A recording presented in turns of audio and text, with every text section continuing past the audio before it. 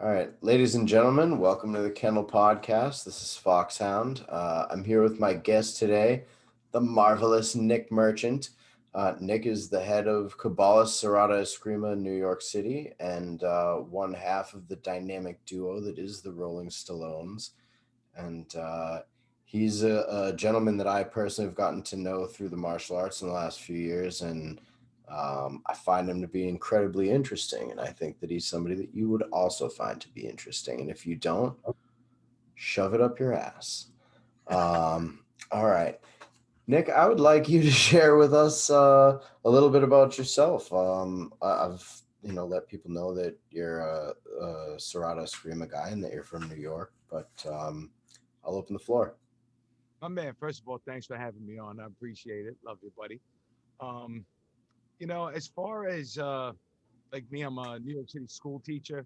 I've been one for 23 years in the Bronx, same school. Uh, dabbled in the martial arts off and on in my life. Didn't really start taking it serious till I was about 30. I was like, I don't know, like my father got me into the martial arts when I was a kid. Like growing up in New York, we had the drive-in theater on Channel 5 where they would play like the kung fu movies in the afternoon. And Oh yeah, you know, being from New York, my father used to take me and my brother to the Times Square grindhouses where they would have like the kung fu double features. Now, my father would imbibe and not out, and leave me and my brother for like we're in the theater for like 4 hours watching you know Sonny Chiba. actually the one I remember the most was Dirty Ho with Gordon Liu, It and would be. that was which was on Times Square. People laugh about that. But it's really, in my opinion, one of the best kung fu films ever. But like, we would just watch it and just like run up and down the aisles trying to kick each other and stuff. And then you know, kung fu movies was like the one type of film like all my family would sit and watch. So I always had that interest in the martial arts. Didn't really have the discipline for it. Through college, I was like a dojo bum. I would hop from like class to class. I'd learn a few things. I was a knucklehead. I'd learn a few things that would work, and I'm like, all right, yeah, I'm good. I don't need to go back to class again. But probably I think being a school teacher, you're under a lot of pressure and stress all the time, and you kind of need that release. And being a guinea from New York, I got a lot of anger issues, so I I've need, met a few. it's somewhat genetical, but I just I realized I had some time on my hands with the summers off. I'm pretty open about this. I've been sober for about 15, 16 years now. And Congratulations. thank you. I was an absolute maniac. You would have probably choked me out. I was drunk around you. But, I had that time on my hands and I wanted to do something productive with myself. And I got into Krav Maga. And initially wanted to do Wing Chun because I just liked how that looked and I thought it was pretty cool and just, the Kung Fu elements. But, the guy never called me back. But the Krav Maga school, you know, they They wanted me. called you back. Yeah, they called me They back. called you back. I think I sent an email and like 10 minutes later, I got a phone call. But, I got into it and admittedly, like, it wasn't good for my anger because I was kind of like that meathead, like, yeah, and I'm like, Mm. but that pretty much quickly subsided when I got into Muay Thai and Hmm. ass handed to me. Yeah, Muay Thai and Jiu-Jitsu are two arts that'll really beat that right out of you, or you quit. Yeah. There's no way to fake it in the kind of no bullshit arts. I mean, not suggesting that other arts have bullshit, even though other arts have bullshit, some of them. But Muay Thai and Jiu-Jitsu at this point, much like boxing and wrestling, are distilled to a point where it's very, very clear if you're subscribing to the full-on program of sparring or rolling. It's very clear where you're at, Well, and your ego goes from there. I think a lot of it has to do with like and I'm not knocking Krav Maga because I am, I'm an instructor in it, and it's not, it depends on where you learn from and who you learn from, to be really honest with you. But that could go for almost any martial art. But it's a lot of like pre-programmed scenarios. Right. Whereas with Muay Thai, we'd have at the end of the class, you go 5 rounds or whatever, and you're fighting a guy who's 6'4", 300 pounds, and then you're fighting a dude who's 5'3", circles around you, and then you're fighting another guy who's built like a brick shithouse, and anything Right. you're doing, so you see for real what works and what doesn't work, and how you measure up and what you need to work on. Where, like I said, like with Krav Maga, you'd have like the prescribed. Here's the scenario: you're getting choked from the front. Now do a one hand pluck. Now do a two hand pluck. And Muay Thai is like, yo, this guy likes to throw, high roundhouse kicks. This Right. guy's gonna throw a spinning back fist or the dreaded lefty. You know, The dreaded lefty. dreaded lefty. Listen, I learned my lesson real quick. My buddy Gene, real good friend of mine. He's a really big dude, and he doesn't look like he can move, but he moves like a ballerina, and he's a left-hander. And Oh. so, like, I didn't know him, and this is how we got to be friends. Is I kind of went in there, and I thought I was like hot shit. Yo, he laced me up. Like he was being nice with me until like I threw a shot, and I was like, yeah, and he was like, yeah, okay, that's how we're gonna play. I mean, he laced me up, and I was just like, okay, I got put in my place, and that's one of the things I really liked about, my time training with Muay Thai was, even though it's that one on one, when you're training with a bunch of guys, it is a team effort. Everybody Hmm. wants your best, and they'll push you. And I've sparred with some of my friends, and I love it when like people who don't know us are like, "You guys mad at each other?" I'm like, "Absolutely not." Yeah, no, not at all. No, man. So I mean, it was that outlet. Like Krav Maga was good for me, but like Muay Thai is really what pushed me over the edge into just Hmm. really um, fine tuning myself as a martial artist and taking it much more seriously. You know, I signed up for a fight, and I just kind of was like, I'm gonna take a fight, and I was like, okay. I opened up my mouth. Now I got to back it up. And now I got to train. Hmm. I got to do all this stuff, Hmm. and that was really like a life changing moment for me. In that I had to take my training serious because I'm gonna fight in front of a bunch of people. It's different with your friends. It's like I don't want to get my ass whooped and be embarrassed. And then Right. you talk about the cool thing was like being a school teacher and coming in with black eyes. Like I loved it. Like I'm sitting there with my principal and he's looking at me and my fingers are taped up. I got a shiner, and he's just like, "Is everything okay?" And I'm like, "Yeah, yeah, no, I'm awesome." Are you safe at home, Nick? Well, my wife is Filipina, so Yeah, well. fair question. Right, But right. had kids who like they knew what I was doing and like they were Yeah, for me, man. Like they would yeah. see, they would ask me every Monday how my training was going and you feeling good about it and and it was so cool to have that connection with the kids and be able to share that. Um the thing that broke my heart was like after I had the fight, like they wanted to see it and they were like, you can't show that to kids. I was like, why not? I mean, it's like it was a street brawl. You know what I mean? Here's Right, right, yeah. to train and discipline. The kids were rooting for me. They were like, Yeah, yeah. they were like my little Mickeys, I called them, like they're like, Little Mickey's. I hope you threw the school right under the bus on that.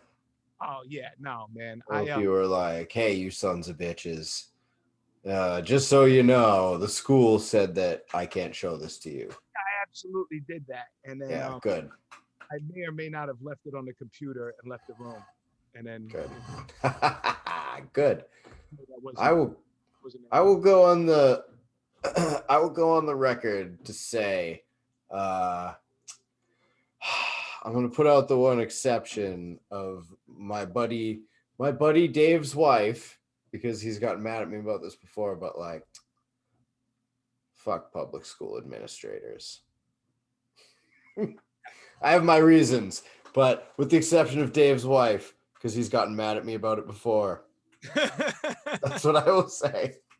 you have your Anyway, ones, and then you got the ones who are, even Satan's kind of like, hey, whoa, turn it down a Yeah. bit. Whoa, hey, whoa. Got a rep here. Hey, I don't have job positions open right now. You don't need to try and impress me. I'm not retiring anytime soon, Yeah. guys. Yeah. Hey. You know, but I thought that that was a great connection between, being able to share that with my kids, Right. which Did also, any of the go ahead. sorry, I was gonna say, did any of your students that you know of go on to do Muay Thai or practice other martial arts and ever reach out to you and be like, hey, Mr. Merchant? Oh yeah, yeah, yeah. There Yeah. was actually one kid, oh Marcus. He was actually already a martial artist. So it was kind of like cool. Like sometimes like when we had a down moment in class, we'd talk about technique and stuff like that. I've had students reach out a few years ago, pre to the COVID. I actually started doing stuff for the community in the school.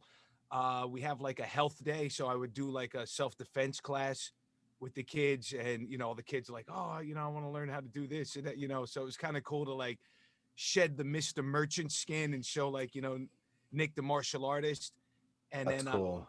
I hooked up with the community center that works at my school. The guy who runs it was a colleague of mine for many years. He wound up retiring, and he got a position on the board there. And he was like, I want you teaching self defense. I was like, fine. So I had like a Saturday class a couple times of the month, and it was kind of cool to like have my kids come in. Like my students were like filling my class up. Like they were just loving to come and see like a different side of me. To see like, oh wow, he's blowing that pad apart, Right. and I had my buddy John would come in to assist, so they'd walk in and they'd see me training like Serrata and like stick fighting and sparring and stuff. So their minds are blown now. Like here's the guy who's like telling me, I gotta have this in Times New Roman 12 font, black color, and he's running around with a stick and a knife chasing his friend down. And actually, here's a funny story. I was teaching in my classroom, and I got a phone call from the main office. They're like, Merchant, so and so from the 50th precinct's here, and I was like, yeah. They're like, they want to speak to you, and I'm like, uh. So at the time, I had an issue with a different faction, we'll just say, and I Okay. thought some of those idiots were wild enough to come to New York, and something happened, and like that's why they were coming. I was like, Right. Right. like track me down at my job, and the cops got like Yeah. Stone coppers, these guys, but but it turned out she saw the flyer for my Krav Maga program, and she asked me to work with what they have, the Explorers program, which is for kids who like have an interest in law enforcement and law, Okay. and it's a community outreach through the NYPD. So Hmm. I went down there twice a month. So I would teach at the community center, and then I would shoot down to the precinct. Oh, And that's cool. yeah, so I mean, I didn't ask anything for it, just because I thought it was cool for these kids who were like, because they respected law, not necessarily police, but like just the concept of law, they were outcasts in their neighborhood. So that's kind of why they were like welcomed into this program, Mm-hmm. and to kind of just be able to share some of that stuff with them. I saw a lot of the kids like they kind of come in like, oh, what's this guy doing? And then once they saw me go at it, they're like, okay, I'll be back next week. Yeah. Right. It's So something working with kids that I don't personally do, but I feel like you're in this unique position to provide them with a confidence that they may not have ever felt before. Um, uh, I've heard it, multiple times from different teachers and different kids who have talked about, either witnessing a kid go through the transformation or actually going through that transformation themselves of being afraid and lacking the confidence in certain situations to just having that. And I have, I've had that situation with adults. Not usually. Most of the adults that I've trained have either come to me already as a martial artist of some type, or I've had guys who are law enforcement or military or something like that. But I have had at least one case of a young man who, before he had trained with me, um, had sort of said that he'd had situations where he'd allowed himself to be sort of pushed around, and it's a big dude. I, you know, I would think if I were that size, I wouldn't feel like I should be pushed around, but he was, he kind of said that that was a thing. And then after having worked with me for, like around a year, had talked about another time where something had happened, and he didn't have to, fight anybody, but he was like, I felt like I could stand up, and he's like, I knew there was nothing this guy could do to me. And I was like, oh damn, dude, all right, like that's cool. Like that's not usually the way that I hear it. So I feel like that would be something that would be really gratifying, as far as I'm concerned. Working with kids is watching that, because they're becoming real people at that point. They're going from that, if babies are the larva stage, whatever, they're that middle stage. They're almost full on people, but not quite. So. Well, I'm gonna have to kind of get into gripe territory here. We spoke about this, about like teaching kids. Now, I know what I'm about to say is very unpopular, and I'm gonna say it because I know you, my boy. So I think teaching kids is a real pain in the ass for the most part with martial arts. And what it comes down to is not necessarily the kid, right? Because under the right circumstances, they're one of my Serrata students. I had him when he was 9, not doing Serrata, but like for other martial arts, and he just kind of grew into it. And when he passed his first Serrata test, he sent me a video that his mom had found from his first class when I had him when he was 9. And to see him grow into this young man, and to see him, Mm-hmm. he's one of my more thoughtful students, where he's texting me like 10 o'clock at night, like, yo, Nick, what if this happens, or how do I train my left hand better? And I'm like, I wish I had adults who ask these kind of questions. So yeah, it's gratifying in that aspect. However, you have the what I call the laundromat parents who come there and drop their kids off like they're doing laundry for 45 minutes, right? And I that's it. like that. Now Okay. I teach in a more affluent area, and there's kids that I teach, and I've never seen their parents because I've seen their au pairs, you know, Okay. and like Gotcha. parents come, oh, why is my kid not a black belt? He's fucking 5. That's why he's not a black. I don't care if he came to every class for 300 days straight. He's fucking 5. He should not be a black belt. Okay? I could not agree with you more. If I could kick him square in the chest and send him 20 yards, he shouldn't be a black belt. All right? If he could That's decide true. to punch me in the nuts, all right, maybe. Yeah, right. If you You have could kick him 20 yards, he should be a football. yeah.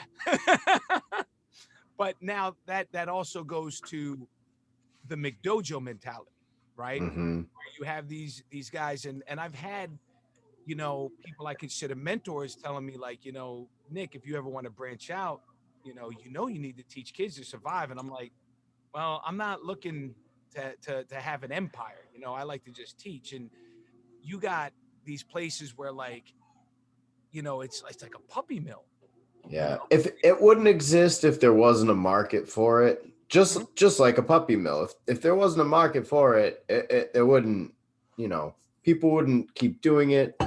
But at the same time, uh, there's a reason why real martial arts has continued to survive as well. Is that there's people that just are not going to be satisfied by that. Yeah. Well, people throw the principles of black belt on the wall, and they say, and here we go, and it's a shame because martial arts, and maybe it's me growing up like watching all those kung fu films and stuff where there's that sense of honor. But I Mm-hmm. found that in the people that I connect with in martial arts, that sense of honor amongst each other. It's not, oh, the way of the warrior. No, we're a bunch of dudes who like to study pugilism and fighting. We don't want to use it if we have to. Like, we don't tolerate the meathead mentality, right? Mm-hmm. But also, the guys that I've grown to love and respect, are also like, there's some things you shouldn't teach a 5-year-old, and it's like, it's if you make it like a gymnastics class or whatever, that's fine. But like, you start handing out belts and you're like, you're teaching a false sense of security to some of these kids, Hmm. and you're watering down the martial arts. And I understand it's a business and people got to eat. And I don't necessarily, fault them for that. But, you know, people pay the bills sucking dick. I'm not going to do it, you Right. know? Exactly. In fact, Exactly. Hey, it's a noble profession. Some might say the oldest one, but doesn't mean I want to do it. Yep, that's yes, fair. Fair, so fair. I understand it, but for me, it's not in my wheelhouse. And, you know, I think at least the prostitute knows what she's doing. She's not being like, I'm giving this guy a relationship. She's like, man, I'm just getting my paper. It's Unfortunately, true. He doesn't get stripes every 3 months yeah, on his belt. If he does, man, that chick's organized. Like that's impressive. That dude's got a problem, but that girl is organized. hookers I when admire that. pretty funny, man. So It's anyway. No, I agree with you fully, and the idea of giving people these incremental rewards because they keep showing up is one of the reasons why some people keep showing up, and for different people, they have for different teachers, rather, they have different goals when they teach. There are some people who the late great Sonny Umpad was someone who was so reclusive he booby trapped his house, and you weren't allowed to show up with new students without his approval, and new students weren't allowed to show up without old students. And there's people like that are very selective about who they're going to pass their art along to. And then there's people who set up schools where they all have matchy uniforms, and they have their complicated salutes and whatever. And to be completely honest, as someone who entered into the Filipino martial arts really in a solo fashion, and had to seek out and sort of drag forth anything I could at certain times, and when I came on, the people that were willing to teach what I was looking for, I've been very grateful, for that. um, there's plenty of people, for every one person like that, there's 20 guys that just want everybody to buy their t-shirt and the matching track pants, and everybody learns the 5-part salute, and then their 8 count or whatever. Like that stuff is there'll always be an audience for it, and those people will always be happy to feel good about that. But when it comes to the actual essence of an art, the people that want to find it are always going to look for it, and if the teachers are there, those people will find them. well, that's also, you talk about the reclusiveness of some of the martial artists, and you think about how much knowledge is lost, and guys that like Sunny Umpad has a lot of great students that are still propagating, sharing, but he didn't teach them everything. He didn't teach them everything, and this stuff he took to the grave. And a guy That's like, facts. you know, That's um, facts. Don't and, smoke cigarettes, kids. yeah, Don't and smoke fucking cigarettes, you bastards. but then conversely, you got my system in Serrata where you have so many guys claiming, well, Angel showed me the secrets. As far as the secrets being taught, I would venture to say he taught them to his son Vincent before Yeah, he taught right. somebody who wasn't blood, and uh, Sonny Mayo. I remember one night I was hanging out with him, and how him and the boys party, and this really like speaks a lot to like Sonny how can party, by the way. Sonny party is like a man twice his size. yeah, he's amazing. His son came in. He's such a great father, and his son was like, "All right, Dad, I love you." And he just looking off into the distance, and he has his drink, and he goes, "I will teach him my secrets and him only." And I was like, Hell yeah. you know what? So you think about that with these martial artists, if they didn't have any kids, who did they really teach the secrets to? And Yep. certain guys, like I know for a fact, like Angel Cabales wouldn't teach his secrets because he didn't trust some of his students. Like there were certain Mm-hmm. guys who was like, well, I got to keep something in the pocket in case this guy steps out of line. He needs to have. I need to have That's something, big facts. That's big facts. you know. I And don't teach. I don't teach any of my students certain things, just in case. agreed. Just in case. Yeah, because sometimes they'll ask me, they're like, "What was that?" Don't worry about what that was. Yeah. You're gonna show that to us? Absolutely not. Absolutely not. Maybe on my deathbed, I'll show it to you when I ain't gotta worry anymore. But you lose a lot of that, and unfortunately, having these McDojos and these guys showing these kids everything, that's great that it's actually getting the art out there, but I think it kind of cheapens it to some degree. But then you also have the thing where it's like, well, you got these guys going to the grave with their secrets, and a lot of great Right. stuff is lost. Right. Uh, I know when I teach, for the most part, like I gauge what I teach my students, and I think being a school teacher helped me out a lot with this too. Is like, when I teach my teens and the younger guys, I don't teach them knife stuff. And if I do, Ooh. there's a very heavy precursor of like, if I ever find out you wielded a blade in anger, you're gonna deal with me before you deal with the police type stuff. Mm.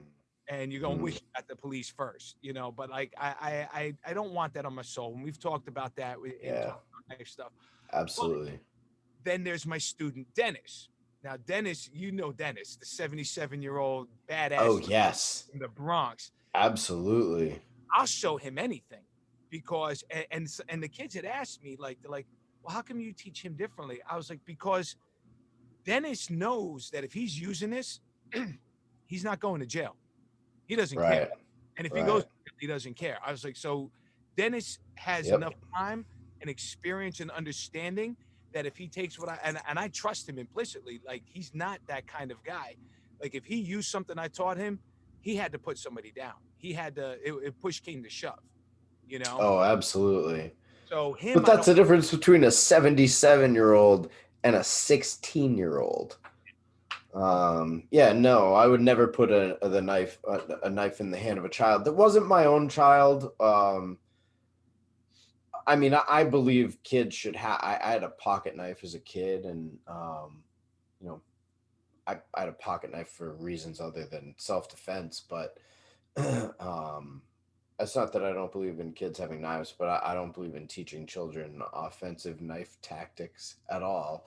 But a 77-year-old man, like, yeah, dude. I mean, unless unless he showed up and espoused like some real racist tendencies or something, he's like, I only have 6 months left on Earth, and you know what I hate? These guys. I'd be like, well, sir, you know, Tai Chi would be for you, I think. Something very calming, a lot of breathing, very slow movements, Mhm. perhaps. No, but an old guy like that that's concerned about taking care of his well-being, yeah, of course. That's actually probably one of the biggest force multipliers that would be available for an older guy, aside from a firearm. And if you live in a place like New York City where firearms are, we'll just say, quite restrictive to be able to utilize, something like a blade or a point oriented tool would make a lot of sense. Yeah. And You this know. guy came to he came to my first in person class with a cut up stickball bat. That's how I was like. Oh, He's like, I wanted to come with nice. something. I was like, all right, man. All right. All Now right. he's a guy who I really enjoy teaching though because he's so far along in his journey of life, and I don't mean like he's at the end of it, by any means of the discussion, but he's somebody who's so experienced and he's been through so much. He actually was like into boxing heavily. Like he's actually Okay. the guy could throw hands, and Okay. he's got a grip of death. He's got lobster claws. But for him to come and take on an entirely new form of martial art, Yep. and, and to be one of my most dedicated students, and to the point like you could see the frustration, like if he doesn't get it and I have to pull him off to the side and be like, yo, Dennis, relax, man, just take a moment. There's certain things, but to see the love and desire at his age, like I'm like jealous of that. Like I'm like, will I be like that at 77? Or I'll be like, a fat guy would have came and be like, no serrata, yeah, give me the gravy, Wait, what? I've never seen a guy like that. So I've never in Filipino martial arts. I've never seen a guy like that. You stop it. who've, You who've stop totally it. just checked out and are just relying on their reputation. But he's there every class, and if he doesn't show up, I get a text or a phone call like, yo, I'm sorry, I can't make, like, and the eyes lighten up whenever I show him something, and it's just it's a driving force. It's inspiring to me, like having taught teenagers, right? Like I teach 7th and 8th grade, and then working in the martial arts school and teaching little kids, and yeah, like the adults or whatever. But to have a guy at 77 come with, the attitude and excitement of a kid, is mind blowing to me. And to count that as a blessing as an instructor, to say I have a student like that, to say I got this guy who's been around the block, and he's so excited to come to class every time. And every time class ends, he gets upset and he's like, I wish it could be longer. I wish it could be longer. And just he's training on his own and he's constantly reflecting. And I love it, dude. He picked up the fencing mask and gloves, man. He's been sparring now. Excellent. Yeah. Excellent. Oh wait, I think I don't know if you can see it. Yo, he tagged me. did it give you yeah, you got a stick hickey. Is that from him? Yeah, he caught me nice today, man. Hell yeah. All Caught right. That's me. beautiful. I think we know how I feel about you know, whether your martial art is legit or not based upon whether you spar or not. So that's awesome, man. Having somebody go from not being a weapon-based martial artist, being willing to put on a fencing mask and spar is that's a huge step for them. So that's really awesome. Yeah. I'm very impressed. Tell Dennis I said fuck yeah. I would definitely let him know that, man. You know what I'll do too? Sorry, listeners, you won't see this video, but I have a video of him 2 weeks ago, and then today, completely different guy, man. All Completely. right. I'll have to check it out. Yeah, I'll put it together for you. Send it on YouTube. Yeah, send it my way. So talking about putting martial arts to the test, um, that was the one thing that I really liked about being in Muay Thai.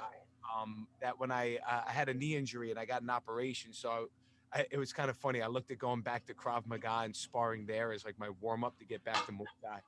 And I mean, there were guys. There was a black belt who came from another school, and he's like, yeah, I'll take you on. And I mean, I wiped the floor with him. Like I just like he never came back. And I think he realized like he hit me in the face, and he was like, yeah, yeah. And I was like, yeah, we're just gonna have fun with this now. Yeah. Um, my FMA journey, um, I have been blessed to be surrounded by fighters, right? Guys who may be classically trained, but who are fighters. And if you take it back to my first FMA master Jeff Finder, who I met by chance, right? Like I was going out to Cali. I was getting boxed out in New York of like learning FMA. It was a real grimy situation going on, and I just happened to call some schools in like the Vallejo area up in Northern Cali. And this guy was like, one guy called me back and he's like, "Well, I need you to sign up to my school for a month." I'm like, "Dude, I want to come for like 2 days of private lessons, you know, Mm. sign up for a month." I'm like, "I'm not paying Mm-hmm. $100 for a month membership, and you won't even let." Mm-hmm. I was like, "Whatever." So Jeff calls me back, and I'm like, "All right." I looked him up. He had like the first GeoCities my first WordPress website. Yep, But I remember that Angel Fire. yeah, One of yeah. those. Yeah, yeah. So on the off chance, my wife, she's got a family out there. I was like, yeah, I want to go train this. She's like, go for it. And I get out there and we click, and to come to find out that he was on the first U.S. team to go to the Philippines in the internationals, and he Okay. won. You know, Oh, so badass. yeah, no, he's a rough and tumble dude, man, and he's more low key now, but like there's times when we train, like I see the fire and he's Yeah. chasing me down with a big stick, Oh but yeah. but he was a fighter, and he trained under Angel Cabales, and then I come back to New York and I train with Sonny, and Sonny was a fighter. Right. Oh I yeah. Sonny's no bullshit, man. Like I know I talked up his partying, but we didn't party with him because if we met him at a bar, we partied with him because he, got in there and threw down with some of the roughest guys in the Dog Brothers. So he Yeah. he's someone who has more than earned the respect. Oh yeah, dude. He prepped me for my first fight with the sticks. It was a weak half match, but still, he's the one who got me into fighting where Yep. I was doing the Serrata, and I remember my first like sparring match with the jacket and the big Yep. helmet, and I was like, yo, I'm gonna do an inside block. The FMA condom. Yeah. I didn't want to get the No heavy, accidents will happen 99% of the time. but still though, it was jarring when I'm going in there with a plan and I'm thinking I'm hot shit, and it's like ding ding ding ding ding ding ding, and I was like, okay, so I'm Right. getting. So then I get into that. So then fast forward to like working with Steve now, right? So funny story is that like how I met Steve, Defender Dog, is I was teaching his son martial arts, and I saw the kid whipping around a noodle, and I was like, oh, he's not whipping it around like these little other idiots. So I was like, he knows Yeah. some. This kid knows. Wait a minute. This he's doing something he's seen before. Yeah. So Yeah. he's, oh yeah, my dad. So I go out and I talk to Steve. I was like, oh yeah, hey, how you doing? I'm Nick. I said, I kind of run a Serrata group. He goes, oh, I do stick fighting too. And I was like, I'm an instructor. I was like, oh, what system? He's like, Dog Brothers. And I was like, yeah, I'm gonna go back on the mat. Hold And on. Yeah. I'm gonna go back to teaching these kids Krav Maga. yeah, but I understood, and at the time, my understanding of the Dog Brothers was like these guys are nuts, and that's just what I heard from some of the FMA community. But in getting to know Steve, and he started getting me ready for the fight, the week half match. But like he was pretty funny, man. He was like a seductress, if you will. First he was like, hey, why don't let's use the foam sticks and the helmet and the glove, and soon the helmet came off, and then it was just like, all right, let's just use the foam stick and this and that, and hey, why don't you Wow. now let's just get the other stick. And next thing I know, like within like 2 weeks, we're like full on going with the Yeah, dude, that was the Dog Brothers equivalent of just the tip. You didn't know that at the time, but that's how we do it. That's how we get in there.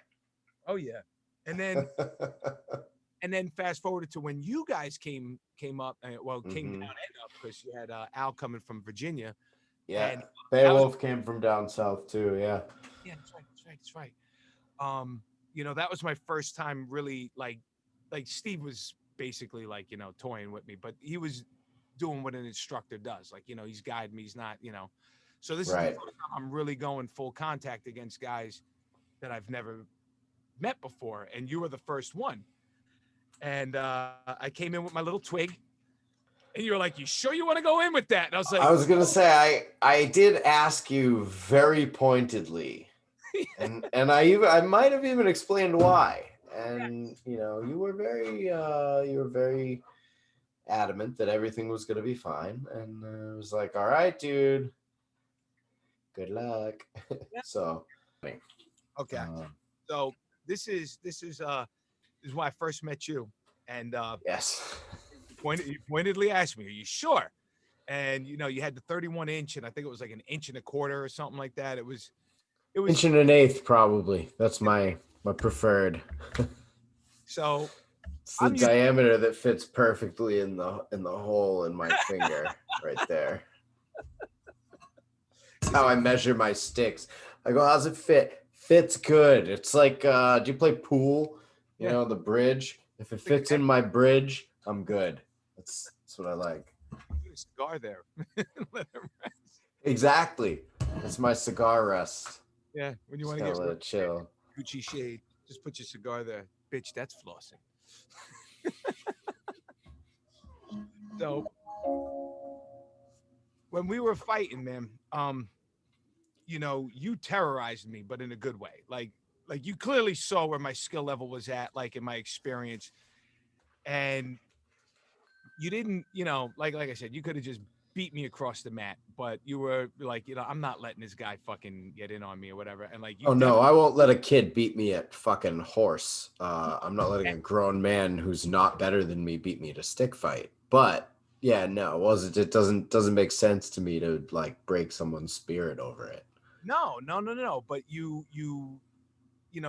were definitely like showing me that, like, with a shorter stick, the advantage you had and the disadvantage, and clearly like the comfortability of being in a full contact stick match versus me used to, the FMA condom, if you will. And I remember distinctly, like, the beautiful thing about stick fighting is that it's so fast, but like when you remember those moments in time, they're frozen.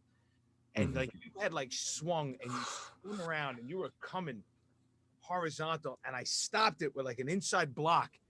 And I was like, I stopped it. And all of a sudden you're like, yeah, no. And he just continued to like beat me across my head. Yeah. Well, yeah, exactly. You stop that one. Here's the next one. Yeah. So, I'm not sorry, even in the least little bit. and nor am I. Because as we've spoken before, that was a real turning point for me as a martial artist. Mhm. At I'm a Serrata guy. That's my first system, and I love it because it speaks to me. It's I'm not talking out of pocket here. Even though anything I say about Serrata, I warn you, you're gonna get like 50 emails and messages, and I'm whatever. It's full of a bunch of guys who are off kilter. We're like the greasers from the outsiders. It's different than a lot of FMA systems in that it's not like, we had to defend the village. It's from Stockton, and Right. Stockton rough, Hmm. So Oh, even though oh, I granted, know. I'm not far from there right now. yeah, and I'm not knocking Stockton. I've been there. I respect it. Coming from New York City, I was like, okay, yeah, yeah, I see what this is about, and it makes more sense to me. And I think it speaks to me as a New Yorker because it's not about that. It's got a very street mentality to it, Mm-hmm. which I think attracts a certain kind of practitioner. So I get that. all- I get that.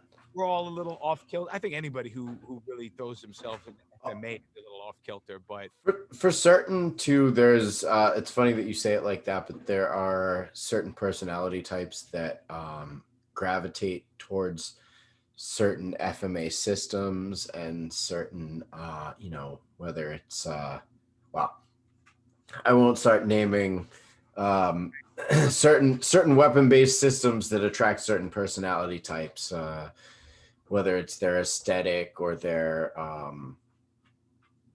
or their actual origins. Like you're saying, Serrata is kind of a street system, and that does sort of attract certain kinds of people. But in the age of the internet, there's definitely selling your aesthetic, okay. um, and perhaps your belt of 1,000 knives. Um, anyway, moving on. Yeah, but it's a Back to system. you. No, I'm with you. Hey, listen, you got different personalities in the FMA world. You got the douchebag frat boys. You Mhm. know, guy dude bros, bro, legend, bro, and roofian girls at the matches and whatever. No, No, let me you're at the wrong kind of matches. no. there are no FMA systems that I am aware of that are roofing girls at matches or anything like that. It's my slight towards the frat life guys. Okay. Anyway, um, so you guys can tap heads and do your secret handshake and sheep. I don't care. But so with that, and we spoke extensively about this privately, but like for anybody who's listening, Foxhound has been really elemental in my growth as a martial artist because he was somebody who showed me like the difference between application and martial arts and craft. Like I've heard it, but to have it like taught to me firsthand and not in a way to be like, you're a fucking idiot and look what I'm going to do to you, but just to have what I believe put under pressure. And one thing I have, I will say as a person, as a martial artist, um, as a teacher, as a musician, is I don't fucking quit. Right. And you may be better than me, you may be faster than me, you may be stronger than me. Motherfucker, I will wear you down. Like I'm the guy you hit me and I'll keep getting back up. Yep. Okay. I snicker. I don't liken myself to this character, but like Captain America, he's like, I can do that. I'm like, yeah, yeah, I subscribe to that. But in seeing that, here's a system that I loved and that speaks to me. Where did I go wrong with it? What was my misconceptions versus the application of it? And Grandmaster Jeff Finder, always says to me, he goes, "Well, did the technique not work, or did you not work the technique, Nick?" You know, Ooh, I which like that. which I like which that. opened up my eyes, and in getting back in a more Dog Brothers style of fighting, I wanted to explore how my serrata could work, Mhm. and what the reality of it is that when we do train, you stop, the guy holds a hand out there and stuff, but that shit doesn't happen. And in working with other masters and instructors within serrata, like Carlito Bonhoc, fantastic, he'll tell you like, yeah, this is the move, it's these five Mhm. parts, but in reality it's a bam bam, and that's, he goes, in a fight that's really what's going to happen. Mhm. In taking to that and having somebody like Defender Dog to train with weekly, who's a great training partner. Like if you don't have a good training partner, you're fucked. If you don't have Oh somebody yeah. that can experiment and try, like, hey Steve, I want you to swing everything at me. I'm trying this block and I want to see what I can do. And Steve is great as a training partner, right? If anybody who trains with Defender Dog knows, he'll let you get like one or two, and then he's already processing and picking it apart. And Right. after those, he's like, "Yeah, no more freebies. Like you got to work this now." Yeah, sounds about right. And in putting that out there, and having the pleasure to have matches with you to kind of see where my growth was at. So we had that time at Sonny's. Then we had the first beat the crap out of cancer, Yep. and that was great up there. And just seeing what had happened, and it was just because what I love about you is that you are like a forge, and what am I gonna do? Like when I'm in there, the heat is on, and you're gonna push me to my limits. And what I love about coming out of a match with you is that I break a plateau. And that first time beat the crap out of cancer, I had learned so much. Like I was so quiet on the ride back home to Vermont. My wife was like, "Is everything all right?" I was like, "I'm just processing everything." Right. And to go out to the open, California. Yeah, to oh, the yeah, open. Yep. and oh my god, losing the stick.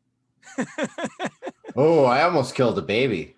Yeah, yeah. Well, because I Yeah, could. I almost killed a baby that time.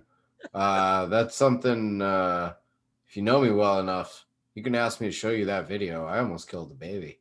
Yeah, Anyway, moving on. You yeah, let go of the stick, so actually, realistically, you almost killed the baby. yeah. Hold on to your stick tighter next time. And but the trouble that you gave me, and in grappling, and in you cut my neck across, with the knife and stuff like that. But coming out of the match with you, and we're talking, and we're arm in arm, and you were like, when you lost your stick, I was kind of mad at you that you didn't go for it because I wanted to beat your ass. but I was so proud of you for not going for it. You know, Yeah, it people was like, will do that. They'll tunnel vision on getting that stick back, oh and no, I knew, I I knew. make them pay for that. I was like, fuck it. I have better chance with one stick against two than running for the second stick and having to deal with the nightmare afterwards. Mm-hmm. And then the last time we met up was at the Beat the Crap Out of Cancer. Was it 2020? No, 20. 2019. Yeah, no, that was immediately before I hit the road to go west. Yeah. And Before my go west young man moment. oh, dude, that was probably, I watched the fights like in progression, and what I love is that I see just how much I've grown, and it's a lot because I know there's a guy like you out there. And I know that, like, I'm gonna cross sticks with you, and it's you break that plateau with me, man. Where it's great because now you've known me as a martial artist, and you've known me as a fighter, and Absolutely. training with you now. Like part of me is like, fuck, he's taught me a lot of tricks, and I can't use them on him next time. And, Oh no. oh, it's like, No. I'm teaching real obvious setups too. yeah, I really want to see it coming. I don't want to get hit with my own stuff. No, that's the complete opposite of what I want. I do want to get hit with my own stuff. That's I like to joke about it, but that's something that's really important to me is that when I train people, I want this shit to work, and I want it to work on me. I you know, all right. If you're someone who is competitive within the Dog Brothers, like I might leave something out. I might leave something out in case we're gonna run into each other, and don't take that personally. But I still have my own self preservation in mind. But as realistically, no, I would like very much, right? I would like very much for anyone and everyone that I train with to surpass me. I'm not doing this myself for self-aggrandizement. That can be done just by fighting, Mhm. and there's nothing wrong with that. I I don't see any problem with just fighting for your own glory and your own ego. Some people do see problems with that, but I don't personally. However, that's not what I'm kind of here for. I feel like the first decade of my being in Dog Brothers and fighting was focused almost entirely on my own growth because that was all I had the energy for. But at this point, I feel like my own personal growth is only going to come from continuing, obviously continuing my own journey, but passing things on to other people. And to have someone like you who came to me in in a moment when you could have sort of just been like, well, fuck this just isn't the style. I have had someone recently, and I'm really sorry if you listen to this and you know who you are, but I had someone recently kind of poo poo and be like, well, you're obviously like you're a long range style, and so XYZ, so on and so forth. And my thing was like, well, it looks like a long range style to you because you don't have an answer to getting from point A beyond where I can hit you to where you feel comfortable hitting me. So that's that. Also, if you're close enough to hit me, I'm just going to grab you. And that was like my first like sort of smart ass answer, and eventually I kind of like backed off of it. And I've come to through social media actually respect the shit out of this person. I sort of poo pooed them originally, based on some of the stuff I saw of their students. I'm totally playing the pronoun game. Like they didn't like they're not a they them. It's just I'm trying to be non-specific. That's who I'm talking about. But it went from like I saw their students fighting with like literal hockey pads on and being like, "Why are you doing that? Yeah. Why are you doing that? Get lighter sticks. They sell sticks that are like 7/8, half inch Oh or yeah. lighter, and like have your students just not hit super hard. Like my whole issue with padded sticks is they do not behave like real sticks. You know what you need? Lighter real sticks. Mhm. Thick I as you can. don't I don't when my FMA journey began, it began as I've told you before, and some people know, through just getting pissed off enough at some dude online like 12 years ago that I was like, "Yeah, I'll come fight you. What is this Dog Brothers thing? Yeah, I don't give a shit. Like, let's do this." Uh Turns out I didn't realize like, oh, it was getting in over my head. But my cousin was a wrestler in high school and I played rugby and I was like, I'll kick this guy's ass, whatever. So we bought a bunch of like really cheap Karate Depot padded sticks. And the first time we tried to spar with them in the yard, they bent really quickly. And we were like, all right, we got to stiffen these things up a little. These are bullshit. We didn't even know. Like, I don't think I even had a real pair of rattan sticks. I might have bought like one pair of, but they were like totally smooth. They didn't have any nodes on them or anything. Like, they're very sketchy sticks. And we had these uh, hollow tube padded ones. So we started figuring out stuff to put in the tube. And we used like expandable foam insulation, stuff like that. And one day we were like, let's just put some like wooden dowels in there. So we found ones that fit snug. And so right around the time my cousin woke up from catching just, I didn't know how good of a horizontal backhand I threw at him, but I caught him just like square right here, and he just had this big purple welt across his head like this. He was like, I don't know, man. I don't think that's gonna work either. Cause it was a whatever wooden dowel reinforced in the tube, just boom, right across the head. So that was when I kind of threw away the idea of padded sticks in general. Now there's better stuff on the market. There's some good ones out there. Action Flex, and I think Combat Instruments, Bloodsport.com, sells some great stuff. But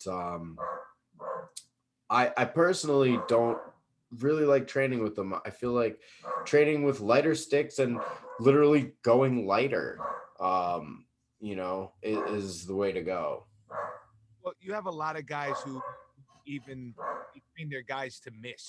Right? Like, they don't even like make contact. It's like and Yeah, what's gonna happen in the heat of the moment? You're so used to shanking your shot back, you're not yeah. connected. Pulling strikes. That's a very Libre fighting thing, actually. They make these trainers. They call them stubbies for the most part. That are something that you can absolutely ram into someone over and over again as hard as you want without really damaging them, so that you don't train yourself to pull strikes. And I use them for training even in FMA drills, because it just makes sense not to pull strikes. It's different. I use aluminum trainers obviously in Dog Brothers fights because we're not pulling those strikes, and there's times depending on who I'm training with. But if I'm training especially a casual student who isn't trying to go home with jacked up hands and knuckles, or get stuck in the neck, I train them with those, because I don't want to train someone to pull those strikes. I want them to follow through. If you're going to do it, you might as well do it correctly.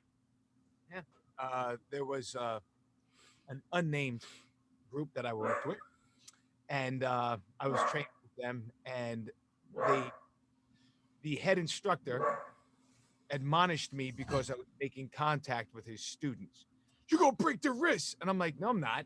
I'm not flying off the handle here. There's a concept in martial arts called control, and you know, and You're all going to his break their wrists. Like I Why? understand What vitamin deficiency do your students have that their bones are so brittle? I was training with the Golden Girls, but I understand maybe pulling a head strike, just because if you're aiming for the head and you got a live stick or something like that and there's no headgear, I could grasp that. But if your That's arm, different. yeah, but your arm is fair game, and I'm not, wasn't like I was going in there with a lead pipe or anything, and all his students would stop like an inch from my hand or my arm, and I'm like, what kind of shit is this? Mm, And I refuse. Like I tell my students, like if they, I'm like, no. Like if I tell them to throw a strike at me and they miss, I get pissed. I'm like, why are you don't aiming miss. my head? Aim where I taught you to aim. You hit me, and I'm the instructor. That's my fault, Right. right? I make Right. myself look bad if I don't do what I said. Right. So it's I don't want them to miss. I want that. I could, and again, this goes back to that whole notion of pressure testing your art. And so one of the other reasons that like I get a lot of shit in Serrata is because I don't hold an official title, right? I don't have the master's certificate and I don't have, you know, the advanced degree or something like that. And I'm not knocking anybody who does. It's just my access to Serrata is when I go travel to California because that's where Right. it's particularly based. Like if you want to learn Serrata in New York in the tri-state area, like New York City, Connecticut, Jersey, there's two guys and I'm one of them. And the other guy's on the Mm-hmm. far end of Long Island, my buddy Alan Stewart. He's a fantastic martial artist. But like my understanding of Serrata is based upon pressure testing it in that, I'll speak with guys like Ron Saturno and Carlito Von Hock and some other guys, Mm-hmm. and they're just like, your understanding of Serrata is way different because you're fighting it. Right. And I had a lot of these guys, who do you think you are, and this and that. And I'm like, I don't know. I'm just a guy who likes to fucking fight. Find me at an open. I'll be there. You know, and Right. taking a page from your book. I don't want. But it's like sometimes these guys they'll send me an email, and the first three paragraphs are their credentials, and I'm like, just send me a fucking resume. You know, Right. I didn't know I was Yeah. applying for a job here. Like, Right. just tell me who you are, who you trained under. I'm good with that. I have this and blah blah blah blah, and under this guy and Hunchy so and so and blah. I don't know who the fuck you're talking about. I'm not a Right. martial art. I know the guys in my system and the systems. I'm not gonna sit there and be like, oh, let me fucking screenshot this message so I can show my friends later. I don't fucking, Mm-hmm. you know. But a lot of these guys will, oh, where's your certificate? I don't have one. I put up a video of me doing Serrata style empty hands. Now, before I posted it, I ran it by, two other grandmasters. I'm like, what do you think of what I'm doing here? And they were like, yo, we like what you're doing. It's spot on. I was like, okay. So I posted it. I get a DM from a guy. Who showed you that? No one. How did you learn that? Because I took what I learned from the system and I just said, what if I don't have a weapon? You Right. know, Defender Dog actually helped me put a lot of that into perspective when he's like, next time somebody says, what are you going to do when you don't have a stick? These are my sticks. So now Right. when I think of an empty hand technique, I'm like, well, how do I apply that, to what I'm doing here? But you get these guys who, He paper cheap. would say, "These are my sticks." Oh, he's got fucking he's not built like the average human. No. He was No. No. crafted No. in a No. government No. lab somewhere. Yep. By But you know who, and we won't say here. just in case, I don't want to have to edit any more of this. no, we'll leave it in. But I think it is important to pressure test what your art is and to kind of see what it's all about. And the other important thing is to have people that are open minded to train with, like. When I train with you, I train with Steve, and I'm like, oh, this is something with like Serrata, and you guys are like, oh, okay, interesting. Well, instead of you guys saying like, oh, well, change this, it's like, or that's not going to work. Well, Nick, what if you tried this or add this to it? And it's like, oh, okay, and it builds upon it. Where I've trained with guys in other systems, and they're like, yeah, let's share, and they're like, that'll never work. And it's just them trying to teach me their system for an hour and a half. And I was like, I thought we were going to Yep. cross train, but now I'm just watching you and I'm picking apart how I'm gonna fucking break your hand if I had to, you know. Right. I've run into that recently where we're doing a little bit of a project with Wingard wearables, and we opened up our sort of beta course to some guys, and one of the sets of feedback basically was just like, yeah, this is all great, but like, why isn't it Pakiti Tersha? Hmm. Oh, cool, man. Like, no, I know, but it was an entire um feedback of like, okay, great, but like it could be Pakiti Tersha. Like, no, I know it could be, Yeah. but it's not. In fact, like we actually have some compelling reasons why this is how we're doing it, and but why isn't it Pakiti Tersha? Like, I don't know. All right, you're right. You know what we should do? Let's all just call Leo, um, and let's just learn Pakiti Tersha if that's how you'd like it to be, sir. So there's for a lot of guys that resistance to taking new material and laying it in with their own. And there's something. One of the things that I you know what impressed me about you when we met you in the first place was this twofold thing. And number one is what you've kind of already talked about, where you realize that you had certain things that were maybe deficient and you could work on. But the other thing was you didn't throw the baby out with the bathwater. No. You didn't just go with that full on zeal of the convert. Fuck everything I know up to this point. It's all been lies. Like, you looked at it with a very critical eye and you went, okay, something between that guy over there and me right here, I'm fucking missing. Mhm. And even even when it didn't go your way the second time so much, uh you didn't go you like you never hit like a fuck that point. And one thing in Dog Brothers style fighting I say is anybody can do it once.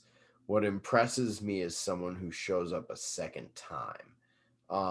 Because there are guys who show up and fight full contact, minimal protection, all range style fighting, in that environment where you're fighting against other guys that are experienced at it and that are good. There's guys that are good and physically talented and whatever, that show up once to show up and be like, all right, I did it, which is fine. And then there's guys that show up that were like pissing their pants, that show up once to be like, I did it. Oh God. And then like they never do it again. And I literally lump both of those groups into the same thing, whether you were the King Kong guy who showed up and did that, or the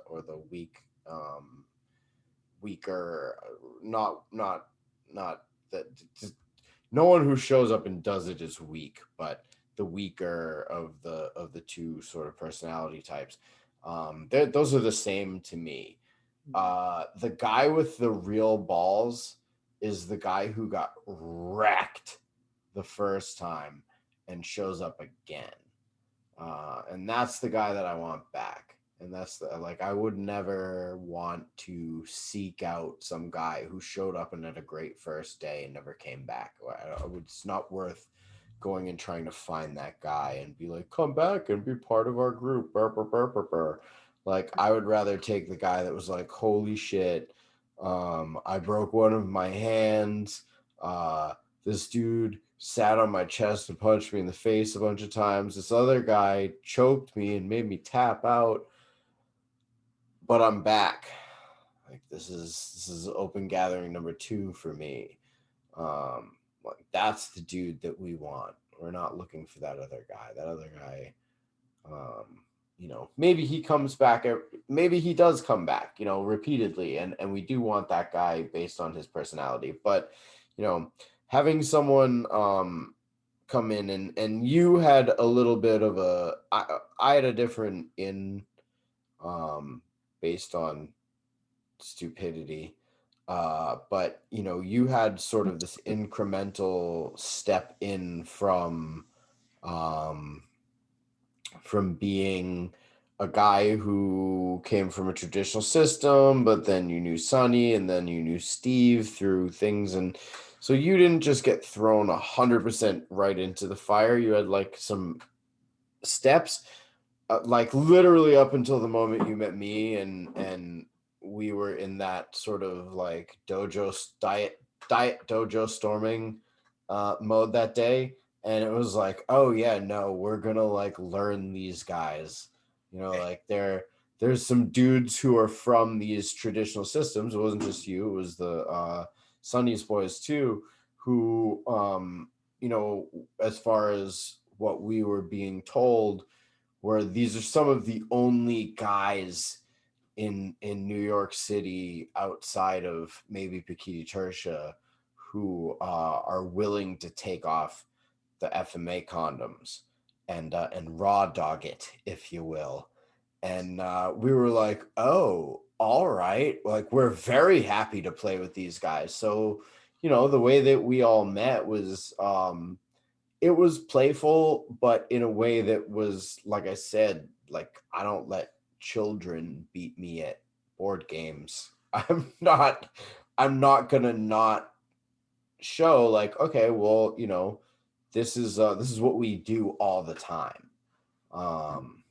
And to be able to have one out, I don't know, whatever it was, maybe six guys that Sunny's school had, and it was about six of us. To have 1 in 6 kind of not just be like, wow, thank you guys, but to be like, oh, you motherfuckers aren't getting rid of me now. Like, oh, hold on. It was like, some sort of a vampire that bites a bunch of people, and one in the group gets it. We were like, yeah, all right, we got this one. Um, it's been a very cool and a humbling thing to be part of that journey for somebody. Because it doesn't happen all the time.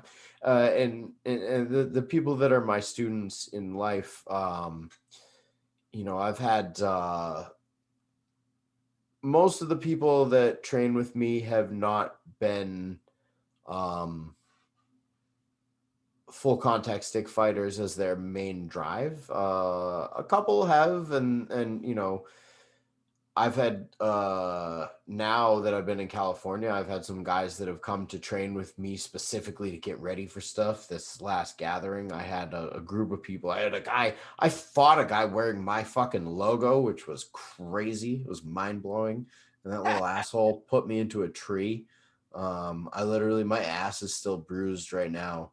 I look like a fucking Dalmatian from the waist down, from behind, from the waist down. Like if I had a fucking butt plug with a tail on it, it would be like, oh, it's Pongo, I think was the dad Dalmatian. Um, anyway, that got weird real fast. Seeing it, so and as such was weird seeing people wearing my shirt. It's all cyclical.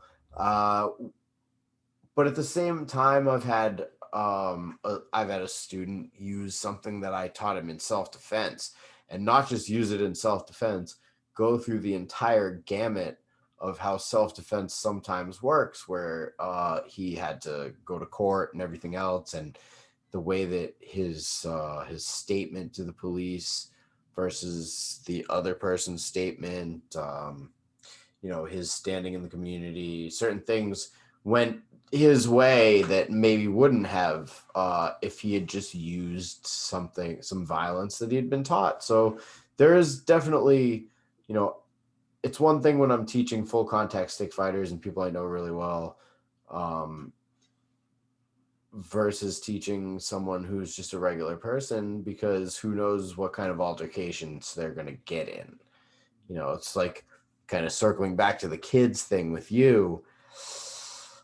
I personally just would feel real bad if a kid stuck a pen in another kid's eye, because stab them in the eye is my first piece of advice to most people with a point. You got a pointed thing, stab them in the eye with it. Yeah, just take it right there, man. You have to be careful about some of the stuff that you show. And early on, like trying to create like a social media presence of some degree, and just kind of like, I hate to use the term build your brand, but that's really what it comes down to. But like, Yep. just I was very proud to be the first guy to set up a New York Serrata group. So, I was like, cool, let me put it out there, let people know it's alive and well in New York. And I was with Sonny Mayo, and he was just like, hey, I saw that video you put up there. And I was like, oh yeah. He's like, so what would you do if some guy sees that and then uses that on the street and then says, oh, Nick Merchant had a video? And I was like, hold on a second. I'm deleting it right there, And it was at that point I was like, it was good to have somebody with his experience as an instructor and a martial artist kind of pull me aside and be like, hey, I saw that. You need to think about that, kid. I'm like, Mm-hmm. all right, and he was right. And from that point on, I was like, I don't put any knife videos up just because I don't need some Yeah. old dickhead, learning something like that. And Yep. it made me rethink my whole knife stuff. There's a dude from the Illustrissimo system, JJ Hervis. He's out in California. Real awesome dude. Um, he's a student under Romeo Macapagal, and I got to know him, and I was telling him about I have a parent of one of my kids' students, and the dad's like, so when's he learn a knife? And I'm like, uh, I'm not teaching it to him. I was like, you want to show him that's your kid? I was like, between you and me, just tell him whatever I taught him with his stick, just put a knife in his hand. And it's pretty much the same thing, with Serrata. Mm. But he looked at me, he goes, Nick, please don't ever teach kids knives. He's like, please, Ooh. even if it's like a really good kid, he goes, you just don't do that. He goes, would you hand somebody under 18 a weapon? I was like, I wouldn't hand anybody, like a firearm. I was like, I wouldn't hand anybody a firearm unless I knew them like that. He goes, exactly. Right. And I was like, Yeah. okay, so I've been lucky to, talk with guys Yeah. who've been teaching it way longer than I have, to just understand the gravity of what we study and what we, try to master or incorporate into our skill set, and what we try to impart on people, and it's good like that. And you think, circle back to the whole notion of applying, you know, I was really excited when, like, you saw me putting my students to the test with the sparring, and Yeah. Hell yeah. because that was something that I wish I had done earlier as a Mm. martial artist. And I have a new way of thinking about my instruction. And you can insert whatever three bands you want here, but I call it Pink Floyd, Motley Crue, and the Ramones, right? So when I teach the classical technique, right? So the martial arts and craft, if you will, I call that the Pink Floyd. Very Okay. intricate, very overproduced, you Yeah. know, very theatrical, but I dig it, right? Yeah. Dark Side of the Moon, one of my favorite albums, whatever I grew up listening to as a kid. I don't know, but it's very just grandiose in its presentation. Then when we get to the drills, like when we do, they call them sombratas. In Serrata, we call it flow sparring or lock and block Okay. sparring, another style. We had talked about that. I call that Motley Crue. It's Okay. still musical, but it's faster and it's more Right. edged. So now you're taking what you're applying. And then the Ramones is when you're actually sparring and fighting. It's stripped down to R- the basics. Right. And I was gonna say it's that few chords over and over again. yep, and it's Hard as and you it's can. yep, and it's just sticking to the essentials, man. Right? Because all that flowery shit isn't gonna cut it. You never heard of a good punk band with a Moog synthesizer. You know, No. wait, hold on. Here's my synthesizer solo. It's not in punk rock, dude. It's just boom, in and out, 2-3 minutes, Anything else, it's not punk rock. So when I teach my guys now, I try to compartmentalize like what I'm showing them in that mindset, like where it's like, okay, here's the very intricate flowery stuff. We're gonna pick up the pace, and now just fucking basics. Now just whatever you have to survive with. And a lot of that comes from me having to apply that. And you know, I, I showed you the stick hickey from Dennis, and he apologized. Yeah. Like, why are you Why apologizing? would you apologize? You tried to do that. Yeah, You that's what I tried to do it. now I know I And have then you succeeded in doing it. exactly, man. So I think that's. Oh, I thought you had a fucking fireball in your hand for a second, which again, I just laughed at. You're like, ah, he's got a fireball. Ah, Matt's learned to throw fire. Thank you. Now I'm throwing fire. But It's a little you better. know, I think if you do that now, like to get those guys who like, oh yeah, the disarms and this and that. I don't teach disarms. Like I'm like, yeah, it's fancy, it's cool, it looks pretty, sells tickets to a seminar, but it's not gonna happen, you I know? mean, there's a couple. There's a couple of legitimate disarms. There's Yeah, a it's couple of ways you could do it. Yeah, yeah. You hit him in the hand really fucking hard. yeah, Is one of them. No, but then the other one, I mean, like, there's a couple of ways that you can snake the arm, and as you pull back, if you can catch the puño, strip the stick, stuff like that. But any of the intricate stuff where you catch it and then you like hit your puño on theirs and it like shoots the stick out or whatever. Yeah, it's all bullshit. yeah. Um, Because when you're in a live fight and this guy, you guys both got adrenaline pumping, nobody's giving up their weapon. no, no, no, And no, they're no, not cold, no. and the body's moving, shifting, and everything like that. Fuck yeah. Yeah, So people, it's all there's you have to have many, many, many, many techniques if your instruction is based on incrementally moving people along because they have to have different things to do. And if, your whole system is based on people getting these incremental rewards to keep paying you money to show up, you got to have some stuff that's kind of going to be dubious. yeah, Um, there's only not everybody wants to do roof cycle for like 20 minutes every single class because that's how you learn to fight good. yeah, It's like you get really good at stopping someone from hitting you right here. Not here so much, but right here. A right-handed person most of the time is going to try and hit you right here on the left side of your head. So it's extremely important to be able to do this yeah, very accurately and then this right after. Or perhaps uh, do this and then this right after. Although realistically, you want to block and then hit. And then when your hit works, hit again and hit again. But anyway, yeah. Uh, Anybody who wants to like not die in a sword fight or stick fight really needs to practice doing this like all the time. oh yeah. And that's not sexy. It's not No, sexy.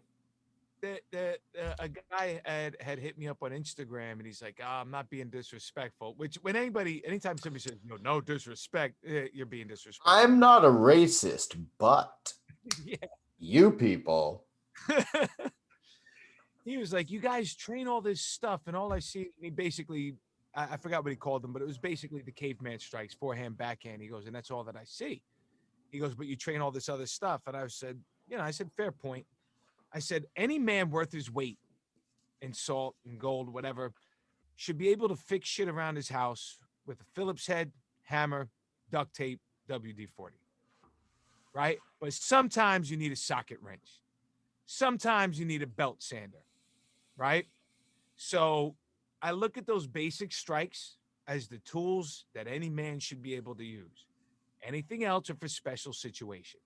You know what I mean? Or how you utilize them. And he was actually one of the few keyboard warriors that was like, wow, that was a good point. And I was like, oh, okay. We don't have to yell Oh, excellent. I guess I don't need the caps lock key. it. So let me ask you a question, man. I'm gonna flip the tables on your own show. Oh no. Yeah. Okay. Okay. Do you find any zen and peace in fighting? Oh, absolutely. So for me personally, um, I have a really hard time acclimating myself to the everyday world. And it's a chore to do most everyday tasks. And one of the only times that I feel like everything is lining up and I'm in the moment entirely is when I'm fighting. I think part of that is because you don't have a choice but to be in the moment. When I'm at work, I kind of thrive in chaos. If things are very busy and physically overwhelming in the moment, like I like that. I'm good. Like I want to systemize it and start to be like, all right, here, get this thing going here, you do this, all right, let's do this, let's go here and there and everything else. When it comes to like, all right, now do the paperwork that describes what we just did, I don't know, go fucking find a paperwork guy. It's not my thing. um and fighting is like the most distilled version of that to me. So it's actually it's weird because I wouldn't call it calm or zen. uh it's really not that. I've found more of a calmness and a meditative state from yoga, but even in that, like I have a hard time. I start over here, over there, thinking about other stuff. But fighting is about the only time that I'm fully present in the thing that's happening. Um, I won't say that every time I've ever fought, it's been amazing. Like I've had times when I've found the easier way out or quit or whatever. I've had times when I haven't, where I've like been able to persevere through certain things. But you know, people say that you really get to know somebody when you fight them, and you really do. And at the same time, you also very much get to know yourself, and you get to know where you are in your headspace. Like you're not the same, the way that you're not the same person every day anyway. You're definitely not the same person every time you fight. And in the kind of fighting that we do, you're not always the same person in the same day every time you fight. Which I've also noticed, especially in kind of longer 2-day events, this gathering that I just did or whatever. Yeah, fighting for me is not the fight is the event, but the fight is not the event at the same time, if that makes sense. Like obviously I'm training for the fight and the event, but a lot comes from the aftermath, and a lot comes from the altered state of mind that I personally and other people will describe experience in the couple of days after a gathering, or particularly a tribal gathering, where you have a couple of days of knowing the situation that you're going into and entering into it more than once, and then doing it a second day when you're already beat up and the situation has already fully sunken in. It's something that not everybody as a martial artist has the ability to experience, just because there's not an equivalent in most other things. But I feel very grateful to have that experience. And for the last, we're now into year 11 for me, um, but consistently fighting, 2-3 times a year in different cities. Uh, I'm aware that not everyone has the ability to do that, but I think if you are a full dog brother and you're physically capable, you have the responsibility to try and fight once a year. You know, there's guys that choose not to, but That is what it is. Anyway, yeah, I hope that answers that question. That's the best that I can describe what happens for me when I fight. It was a very Buddhist answer. Appreciate that. Oh, Rather than like, I just see red and want to tear that motherfucker's head off, is really, the other side of it. well, you spoke about the reflective process of the fight, and I think that's one thing that maybe isn't spoken about as much, um, in regards to the Dog Brothers type of fighting in the full contact, except for like higher consciousness through harder contact, right? That's probably like, It's a cliche now, but it's a thing. It means something. yeah. When my buddy came to remember the jujitsu guy I brought up, my buddy Julian, and Yeah, yeah.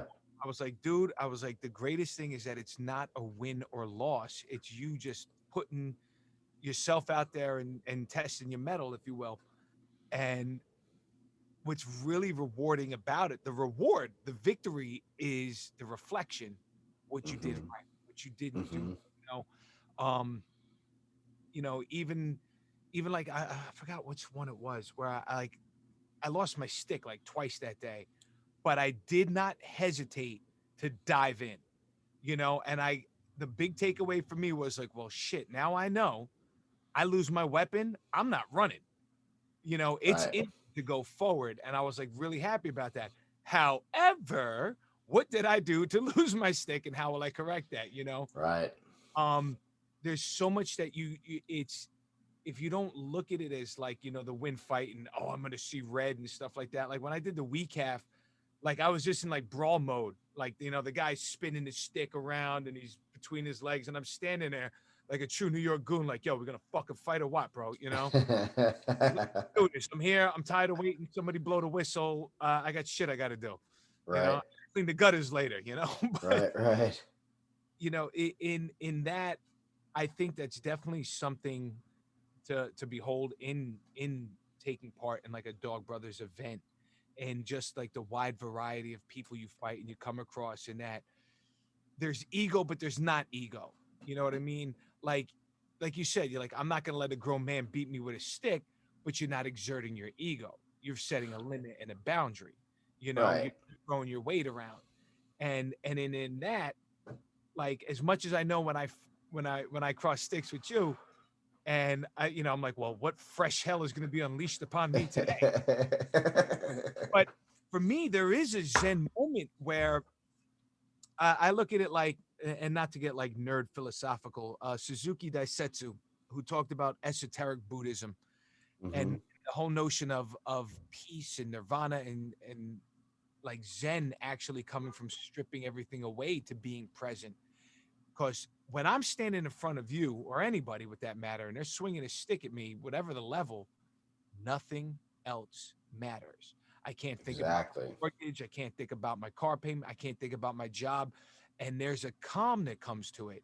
And even though I'm in a frenetic, violent act, inside, like my body's like, well, we're focused on this one thing. And that's all that, and it's like afterwards, it's like you took the greatest shit of your life. It's like you just, like after Thanksgiving, and it's like, I'm not having the meat sweats, and it's like you've secured Oh it. man. So Yep. No, I got it. it's that kind of event, like, and then Oh shit. afterward comes the reflection and everything, and I think that's fantastic. And oh God, there was a question I also wanted to ask you, man. But one of the things that I admire about you as a fighter is like it, it's like that the Matrix bullet time, bro. Like when I watch you fight, it's like, how the hell did he process that opportunity? You know, um, Ladies and gentlemen, if you don't know this, way before Conor McGregor was throwing his shoulder into somebody's head against the ring, your host Foxhound was smashing my head into a wall with his shoulder up in Vermont. And I think about the situation that got to it was we had clinched up and pretty much you've tossed me on my ass every time. And I was like, this time I was like, no, I'm fighting this. And we were locked up. And the beautiful thing about the fights are these small moments you share with the person you're fighting. And you were digging in my pocket for my knife, and I was like, you son of a bitch, you go for my knife, and you just kind of chuckled, and you're like, all right. We locked up, and then it was like, okay, we're locked up. What's gonna happen next? And you stop for a split second, but that split second in the fight felt like 5 minutes because I was like, he's fucking processing something. And all of a sudden, boom! And I'm like, shit, new problem solved. That And was closest weapon to closest target. dude, That's a very Jeet Kune Do thing. My shoulder and your face were close, and I had the space to move. So to strike, you need room, right? oh You need space. And I couldn't get my arms free because you had my arms, but you had like kind of my lower arm on that side. So I had the ability to articulate my shoulder, and it just made sense to hit you with the shoulder. And yeah, that was I landed a few of them. yeah, it Yeah, was that was more than one. It was more than one. And then that fucking dirty potato eater, and I can say that because I'm one too, uh, took all the credit oh for the yeah, shoulder thing. nah, man, Although I will say Dustin Poirier had a great line when they fought. So Connor fucked up Cowboy with those shoulders and some other stuff. The head kick didn't help. And Cowboy being old and run down at this point. I love Cowboy. Sorry, Donald. If you ever for some reason see this, I apologize for saying that. I'm afraid I might run into him at a bar sometime. So no, after after Connor did that to Cowboy, he and Poirier got into an exchange, and Poirier said something like, "How's my clavicle taste?" And he said it on Joe Rogan, I think, or somebody's like, I don't know that any human being has ever asked another human being, "How's my clavicle taste?" before. I was like, son of a bitch, that's true. Like, is it, or like, how you like that clavicle? Something like that. Like, he asked him how he felt about being hit with his fucking collarbone. But the way he said it was like, God damn, maybe no one has ever uttered those words before. And in the English language, I mean, how many combinations of words has no one ever said before? And how's my clavicle taste? I don't know. How many guys have said that before? I don't know if anybody ever has. no, dude, but that was a beautiful thing, man. Like I said, when we were fighting, it was like in like slow motion. But like when you watch the fight, it was like you're like we're struggling, split second, bam, bam, bam, bam. It And seemed like a long time, eh? but the worst part was my head was against the wall. The UFC guys had that bouncy fence, so Oh yeah, you were dirt. Yeah, that's the wall in that facility is about like an inch of shitty foam, and then yeah, wall. And yeah, that's cinder, that wall is cinder block. yeah, that That one's just that's an outside wall, I think. nah, dude. Um The most impressive thing I saw you do that day, and this is where like my was blown that when I kicked the child across the room? Because that that was was my favorite part of the day. favorite. Like on as a school teacher, I was like, fuck yeah. But I think you were fighting Tim, and Oh yeah. Huh. something had happened where you guys were doing like a hatchet fight, and Mm-hmm. you were falling, and you timed your shot to his ankle right before you hit the ground and caught it. And I was like, I'm fucking done with this guy. I was like, how do you do that? You know, like it was just that split second. And as a fighter, I'm not taking away from any of your other skill sets, But the thing that is just frighteningly beautiful about you, the master of chaos, you know, I think is your ability to process and problem solve at such a high speed. And like your OODA loop is ridiculous. Like you just boom, like you just problem solve on the fly. That I think is what makes you so much more formidable as an opponent and as a fighter. That it's one of the things, like, if there was a way to teach that, and I don't mean like these power seminars that these former special ops guys do, and I'm a security advisor over in Iraq, like seriously, like some shit just can't be taught. Like Mike Tyson, you can't he can show you how to throw a punch, but he can't teach you how to rip a human being's soul out of their chest in 90 seconds like he does. True. And He fucks that's one of people the up. things, like, you've got that X factor. Like, yeah, your double stick is great, your Muay Thai, your clench, you've got a great way of strategy. But the one thing that I've always been impressed in, that I is your problem solving, man. Like, like I said, your OODA loop is on light speed when you get into that match, man. And I've had I'm my ass kicked real good a few times, and I really don't like it. And so, if I'm going to continue to put myself in these positions, it helps to have several different solutions to different problems, because people are going to be good at certain things, and for me, like, I do not consider myself to be excellent at any one thing. So maybe for me, what it is the ability to jump from thing to thing, or whatever.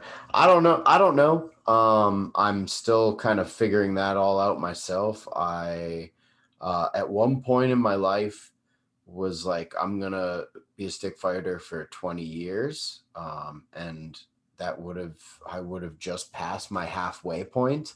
um, and now I don't think that anymore. I think I'm gonna go until the wheels fall off this bitch. And so good luck from here on out to everyone. I've got a nemesis now who is 16 years old, and I plan on harrying this little shit until he retires. So um, I'm not going anywhere, and I'm only going to get dirtier. I consider one of my biggest um, attributes towards flexibility is that I do not consider myself confined by rules at all. I am confined by like what I consider to be decent. Um, while I have been hammer fisted in the testicles in a fight by someone who was much larger than me, Robert Koenig, I'm not naming any names, but you did it, you bastard. Um, I don't hold any grudge beyond that, Robert, you piece of shit. It was cool. I wouldn't do that to somebody because I'm not a bastard, Robert. Uh, but at the same time, um, quote unquote no rules doesn't necessarily mean gouging someone's eyes or doing something like that. It just means a flexibility to step outside of, like, yeah, okay, if you are on the ground and you have the ability to knee someone in the head, in a Dog Brothers context, don't actually scramble the poor bastard's eggs. Like, don't do that. But indicate it, or maybe land like a soft one, and indicate that you can continue to do it. Striking to the back of the head or the base of the neck or something like that.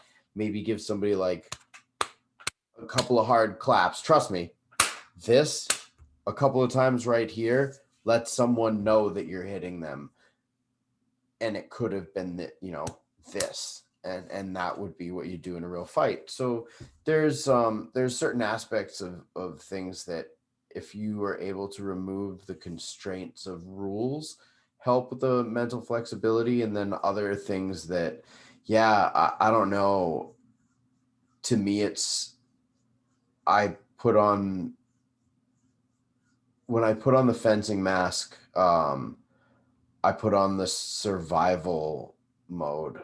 I don't know how else to describe it, but like, I don't want to lose at that point. And I'm in control of myself, to the degree that I don't think I'm going to do anything bad, but I'm not the same person anymore. And that's part of, I think I can do that without the actual physical act of putting on the mask, but that helps.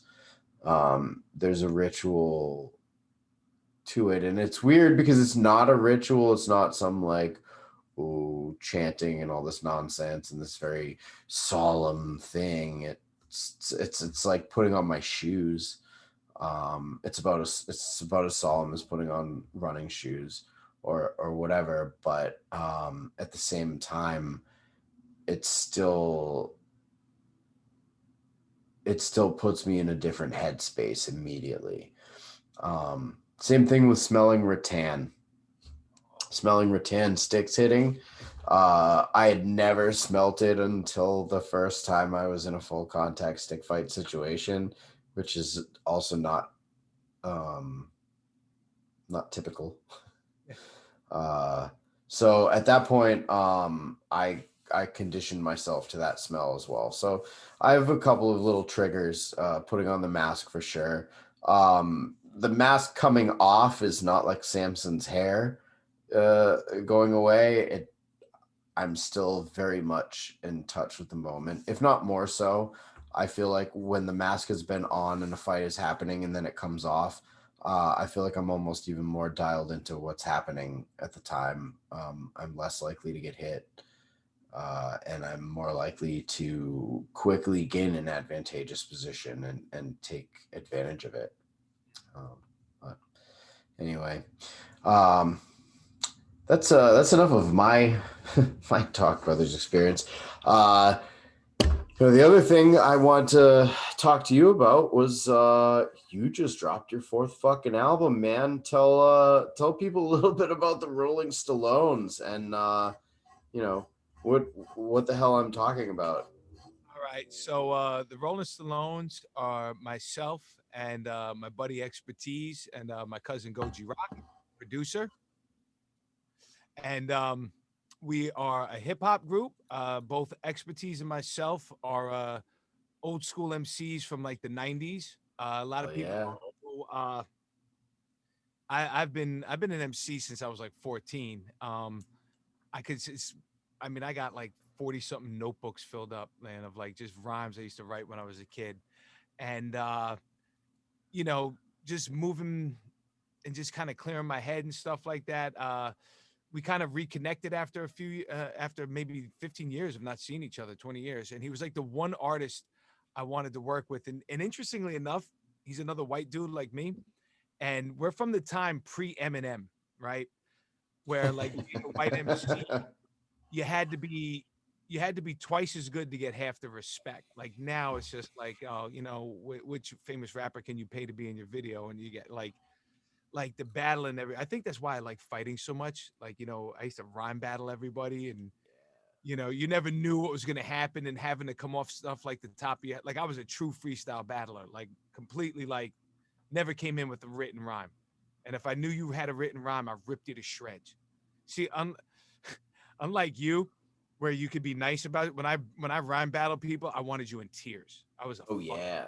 bastard. I was a bastard, bro.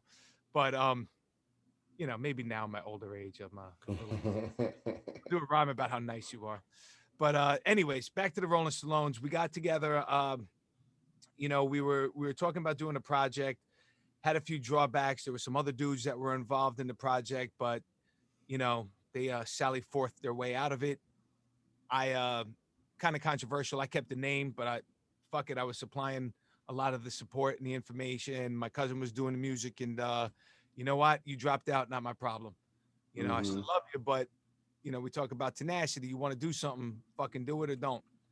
And so X and I, we decided to start doing the album. Of course, COVID hit, but that just lent more time to work on the music, being we weren't going anywhere in the studios in the house.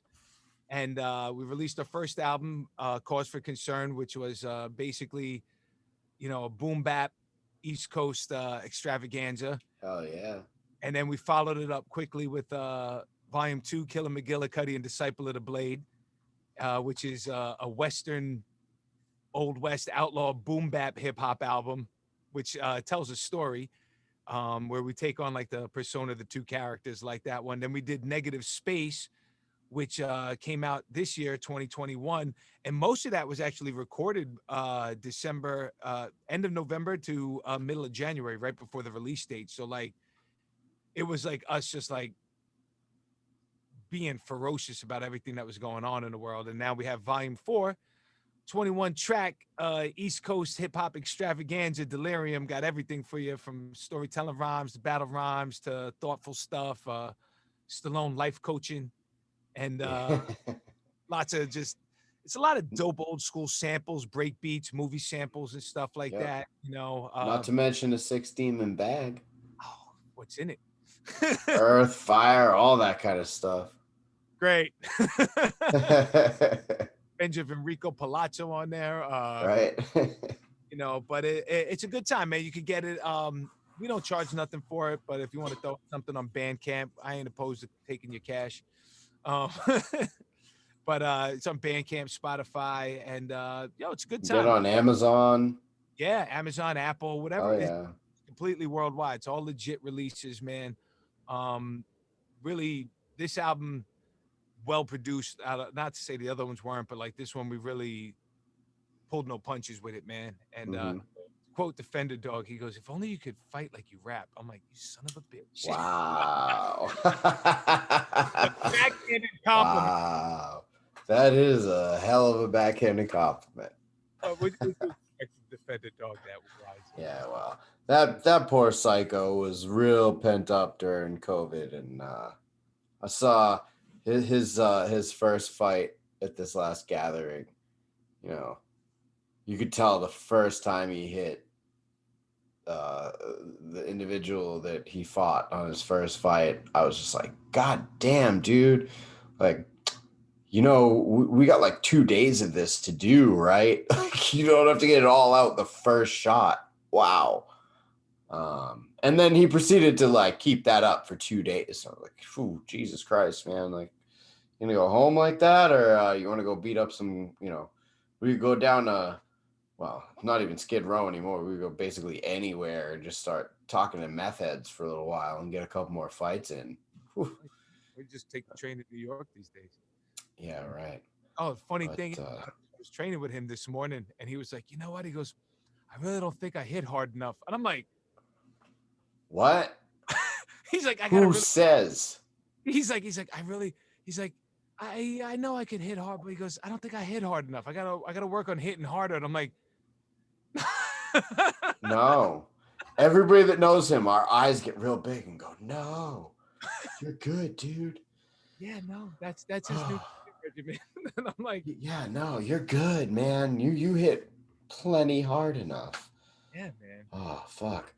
Well, anyway, I think that's gonna wrap it up for us now. We're pretty deep in this motherfucker, and If you you know, have I I'm really humbled, man, that you thought enough to me to have me on here, dude. Because I really appreciate you coming on. you know, a friend and an instructor, a mentor, you know, somebody who's really inspired me and my martial arts journey through the years, and now a Stallone fan. So, you know, Hell yeah. I got all the boxes checked with you, bro. I'm a legit Stallone fan. Go listen to that shit. Hell yeah. Anyway, brother, thank you so much for being on here, and thank you everybody who listened. I hope you had an entertaining time, Yes. and we'll catch you on the next one. Adios, mofos.